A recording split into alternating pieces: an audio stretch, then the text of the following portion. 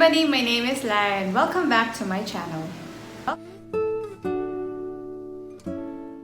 If you're bored at home at gusto nyong gumawa ng condensed milk chocolate truffles just like this, it's super easy, dalawang ingredients lang. I hope that you'll keep on watching.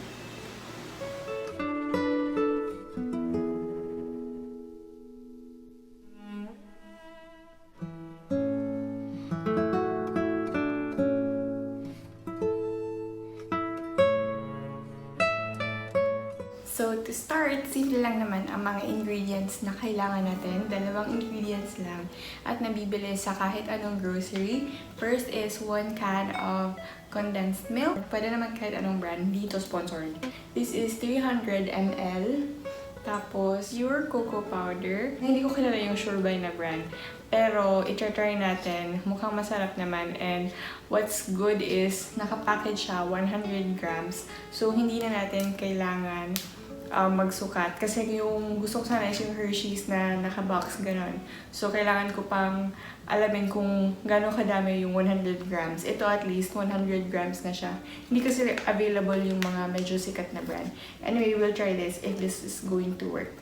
So, first is maghanda tayo ng mga gamit na kailangan natin. Simple lang din naman yung mga things that we need. It's a mixing bowl. Tapos yung ganito rectangle na container, yung ginagamit ko is Tupperware or lock and lock lang, ganun. Tapos strainer or salaan. And then spatula. Kung wala kang spatula, okay lang din naman spoon. Pero mas madali kasi kapag may spatula, mas nakukuha mo yung mixture. Especially kasi ito medyo parang ano to sticky. As super sticky yung mixture. Tapos kutsilyo, knife for cutting. Tapos chopping board or any lang naman na parang plain na yung anong tawag nito, yung flat. Pwedeng plate, pero yung plate kasi is medyo lumalalim siya, di ba? So, mas maganda kung plain. Dito natin ilalatag yung finished product, tapos dito natin isa-slice. And then, cling wrap, para mas madaling makuha yung sticky mixture pagkatapos. Basta, ipapakita ko mamaya. Wala kayong cling wrap, maghanap na lang kayo ng malinis na plastic. Basta dapat malinis siya. Tapos, dapat malaki siya. Kasi ilaline natin yung Tupperware nyo. Yung Tupperware natin ng plastic.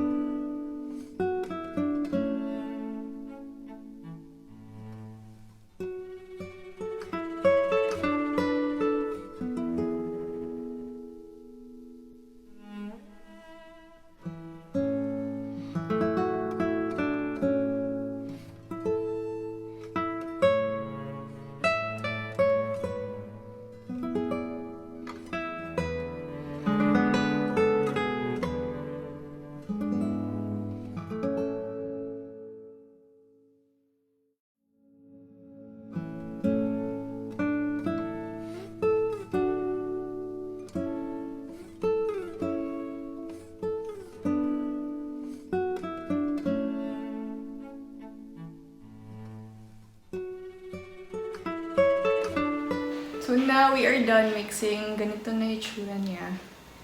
Ayan. Gumamit ako ng spoon. Ang hirap pala talaga kapag walang spoon. Tapos dapat sticky, as in super sticky talaga. Almost like solid. Kasi kapag parang liquid pa siya, matatagalan or baka hindi talaga siya tumigas. Now, ilaline natin yung Tupperware using the cling wrap. Tapos dapat pa crosswise tsaka pa lengthwise. I'll show you.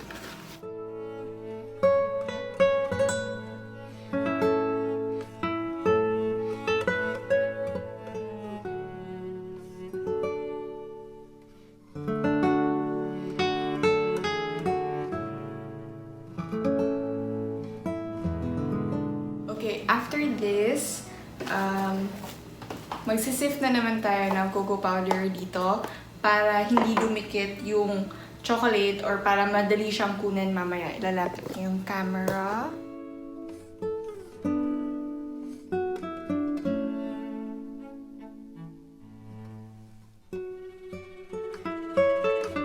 And then, for me, this is the most challenging part. Ilalagay na natin ito dito. And napaka-sticky kasi kaya mahirap, pero we'll try.